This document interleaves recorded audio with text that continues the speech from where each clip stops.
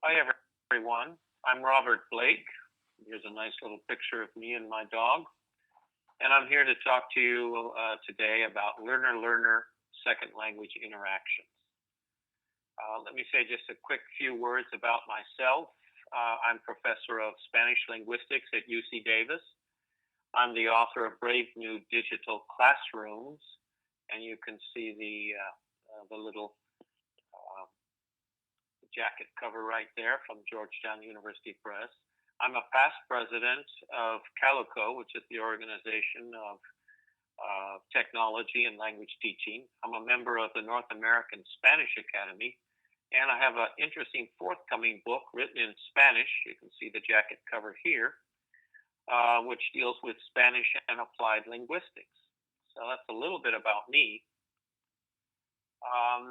Now, before you plunge into the full lecture, you might want to do a little thinking about the topic, and here are some questions to help you do that. So my first question to you would be, why do we say two heads are better than one?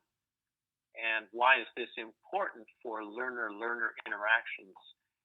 And it has something to do with the ZPD. That's all I have to say about that. So do some thinking about that. Another question is, does knowing a second language mean just knowing the grammar, or does it also mean knowing how to use that language with other speakers? It may be obvious, but it's actually a fairly complex question. And finally, a teaser is, why are communication breakdowns so important to the process of learning a second language? All right, let's get on with the main lecture now. And I want to talk about some theoretical antecedents, some researchers in second language acquisition that really have impacted theory. And not everybody's in agreement. I think we have to start with Noam Chomsky. I'd be surprised if you haven't heard his name in some capacity.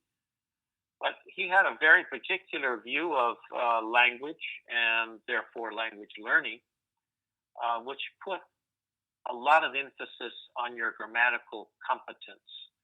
And I'm sorry for the change in the PowerPoint. It got messed up just a little bit, but I have here, where you see the sun right now, I have here something that says usage is not the same thing as competence.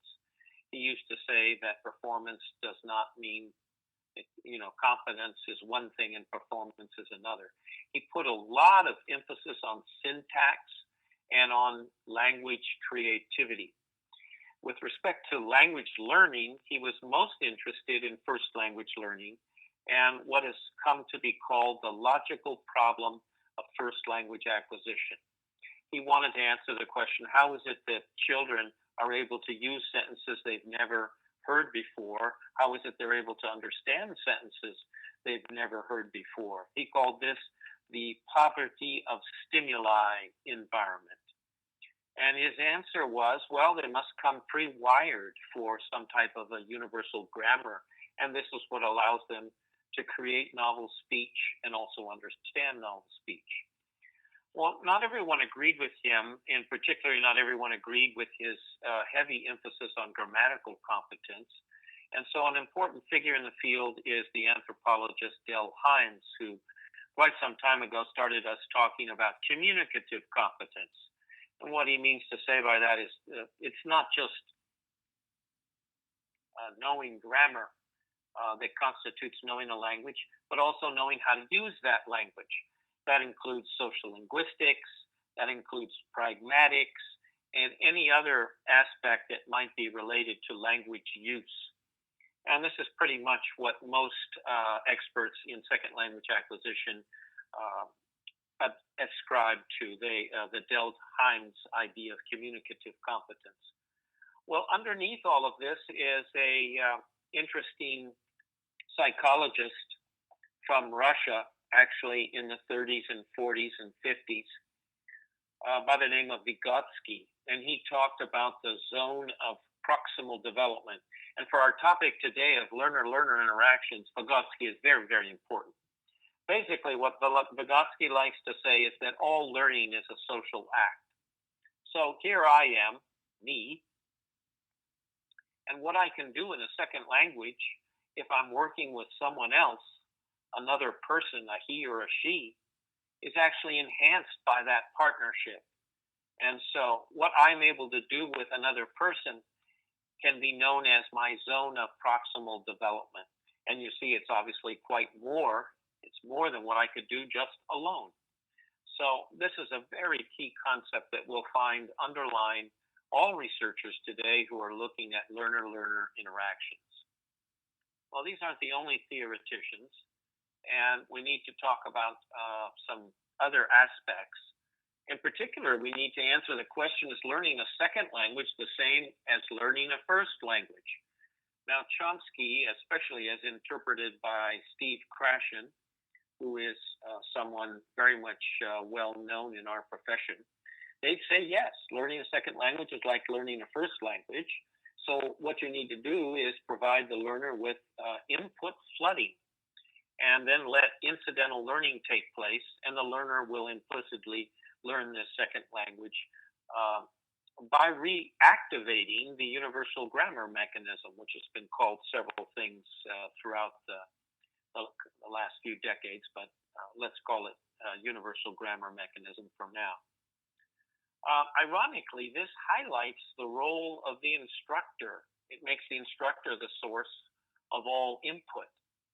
And so, ironically, it creates quite a teacher-centered classroom that kind of flies in the face of most educational trends, which are trying to create a learner-centered classroom.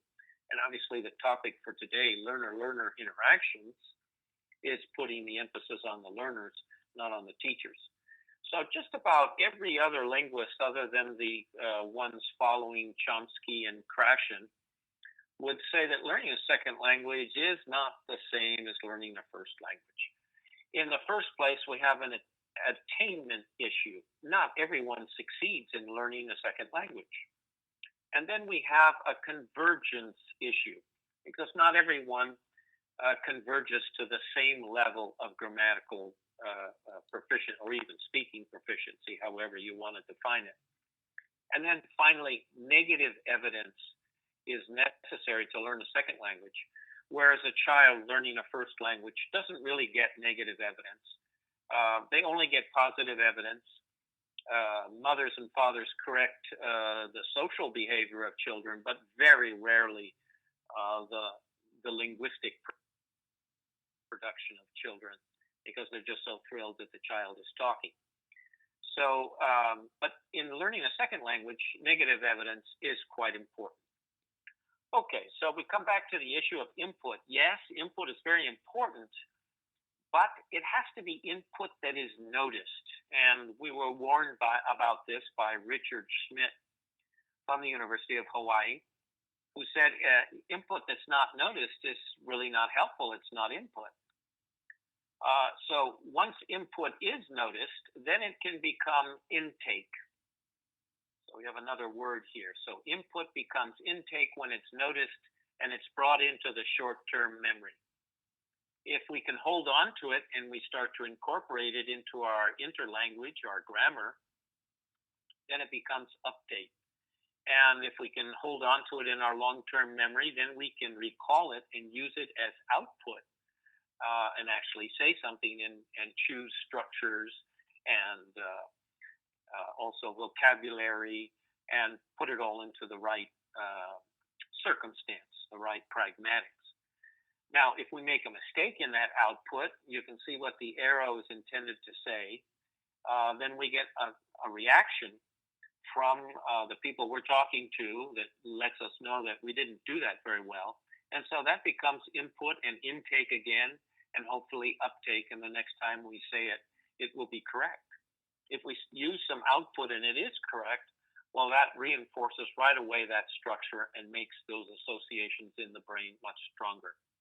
Again, as we switch these PowerPoint slides to regular illustration slides, my arrows flew off the page. So I was trying to say that Merrill Swain is the person most closely associated with this idea of forced output, forcing us to choose specific syntactic structures, and then that creates a feedback loop. But everything starts with input. It has to be noticed. Sometimes researchers call this apperceived input.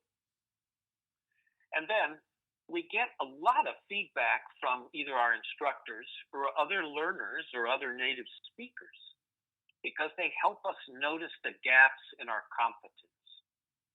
And when we have a gap, then we start negotiating, trying to figure out where's the gap, what type of a gap is it, how do you fix it? And so therefore input starts to become intake and follows this process of becoming uptake, and finally we can use it.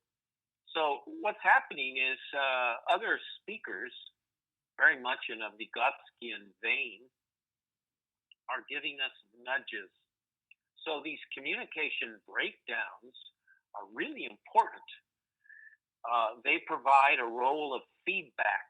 So we're listening for the feedback from other people, just like in learner-learner interactions.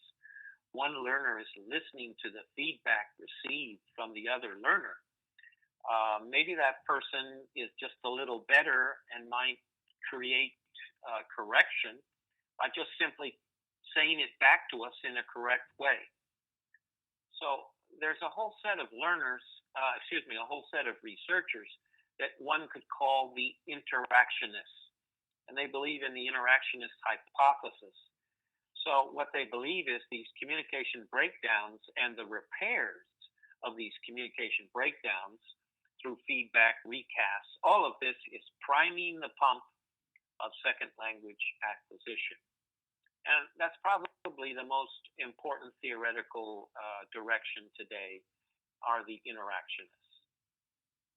I want to return to this idea of nudges, which is in particular a concept that Nick Ellis has championed quite a bit. And what he's trying to say is that people can give us nudges by talking to our explicit knowledge system. And this explicit knowledge system then eventually can start to communicate with our implicit knowledge system. So Nick Ellis believes in an interface between these two knowledge systems.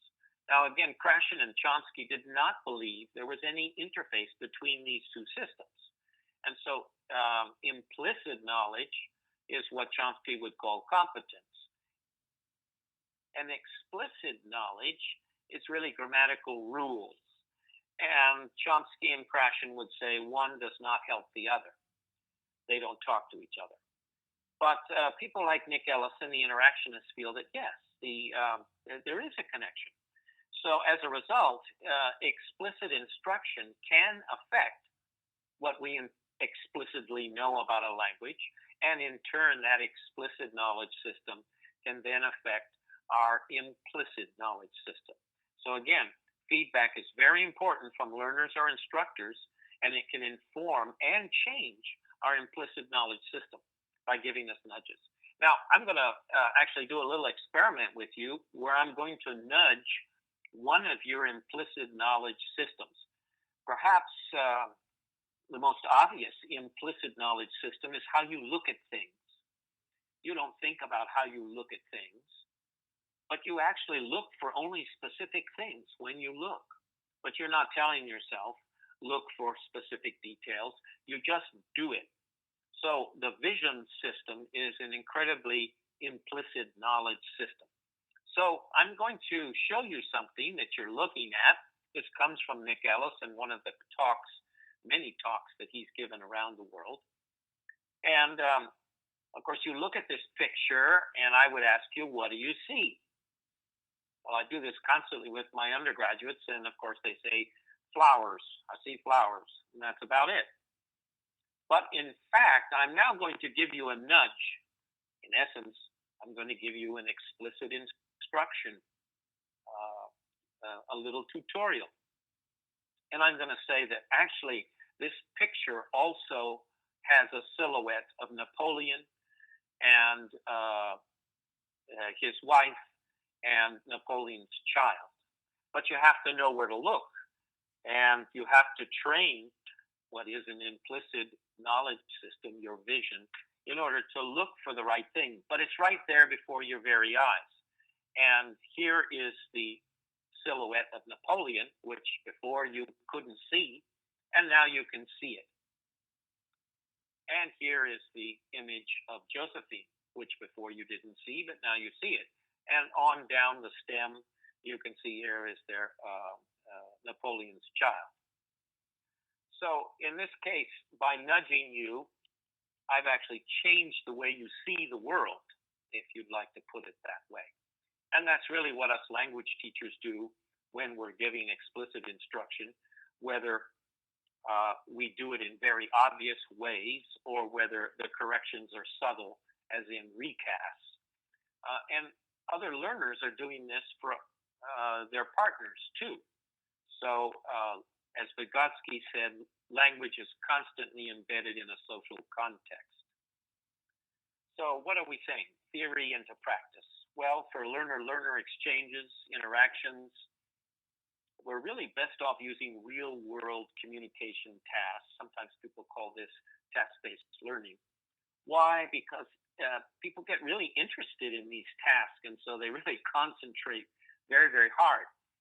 Then what we expect them to do is to negotiate meaning when breakdowns occur. In fact, we can even teach these learners that when they don't understand something, what they need to do is stop the communication moment and actually negotiate meaning to figure out what it is they don't know. Where are their gaps? When this starts to happen, then input can turn into intake and can turn into uptake eventually. And with a lot of practice, we can start to retrieve it as output, which just reinforces then our new grammar. So we can always complement these learner-learner exchanges with clear, brief, explicit instruction in the classroom. But there's nothing like having to do a task and figuring out you don't know what you need to know in order to finish the task. It's just inherently motivating. And so you ask your partner, I'm sorry, I didn't understand that word. I didn't understand that structure, and we need to work together to finish the task. Let's see if we can help each other out. And these have been proven to be extremely effective. So it's a very good tool. So what do you have to do as a teacher? Well, you have to learn how to create good communication tasks that will promote these types of learner-learner exchanges that include negotiating meaning and giving feedback. Okay, if you want to dig a little deeper into this topic, I highly suggest 4 pages, just 4 pages, by Brian McWhinney, a psychologist, written quite a long time ago, where he talks about explicit knowledge systems, explicit teaching, implicit knowledge systems, implicit teaching or instruction. It's 4 brilliantly written pages that you'll get a lot out of. Also, I've mentioned Meryl Swain several times. Here's her classic article on collaborative dialogues. I think that will also help you quite a bit in learning how to develop these types of tasks. Now, I'd say that what you need to do in this Dig Deeper session is actually try to design some tasks and think through how they play out in the classroom. When you get to your discussion session, here's some things that I think you could think about. One, is practical knowledge and usage part of grammar? Well, we've already hinted pretty heavily that it is. But more importantly, how do you get this knowledge? And depending on how you answer that question, there's quite a lot of implications for your foreign language program. So that's an interesting thing to discuss. Another question that's intriguing is just why do we notice the linguistic features of our speech so keenly when communication breakdowns occur? So that's really a question about our embedding language in the social context. And finally, just a devil's advocate, I'm asking, do we really notice the way people react to the way we say? And what's our response to this? And I think people might have some very interesting anecdotes if you think a little bit about this question. Well, I want to thank you for your patience. And I want to say cheers from California, and good luck with your project and your thinking about this topic. Thank you so much.